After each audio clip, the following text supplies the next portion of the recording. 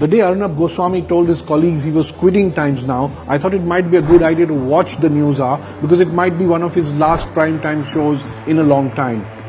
His topic of discussion that day was it right for the 8 Simi militants to be killed in the Bhopal encounter? And this is how he set it up. Out on the loose, after having slit the throat of a police constable, planning a major terrorist strike, having broken through the walls of a central prison, under trial for executing bomb blasts, and obviously all of them a grave and severe threat to national security, the usual suspects are very unhappy that these people were confronted and gunned down by a vigilant police force. So Arnab claimed that these 8 men were planning a major terror strike and were a grave threat to national security. Now, where did he get this from? From the Madhya Pradesh Home Minister, who shared this with the media without a shred of evidence to back up what he was saying.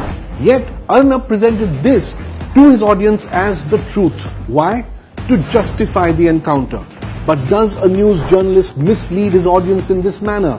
No.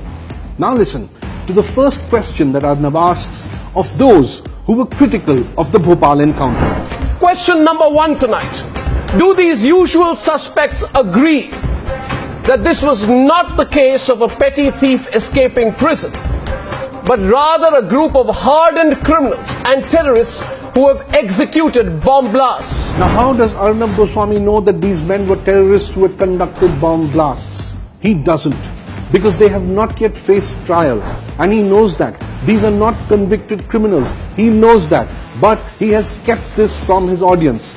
Does an unbiased journalist do that? No. Now listen to his next 2 questions. And question number 2, which one of these usual suspects would take responsibility if these same terrorists had struck with a major terrorist strike?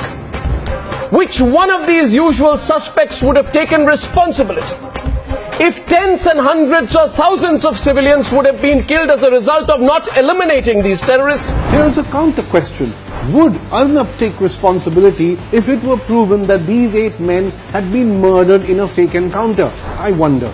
Arnab's next question focused on Constable Rama Shankar Yadav. What about the human rights of Constable Rama Shankar Yadav, whose throat was slit at 2:30 in the morning by these Simi men, by these terrorists? Why does Arnab assume that the killing of Constable Yadav would not shock those who are criticizing the encounter? It shocks us all.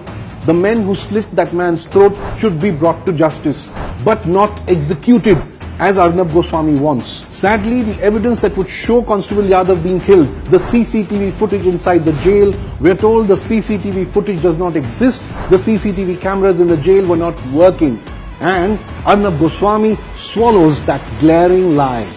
For him, Simi equals terror equals punishable by death. No questions asked, no need for a court trial. Not even when the STF chief of Madhya Pradesh conceded that these men had no arms on them. Arnab Goswami does not seem to see the need to ask, why were these men not asked to surrender? What danger did these 8 unarmed men present to 25 armed personnel of the Madhya Pradesh STF? Was killing them the only option available? The nation wants to know, but it seems Arnab Goswami does not want to know, does not want to tell the truth anymore. And that, for all of us, is dangerous.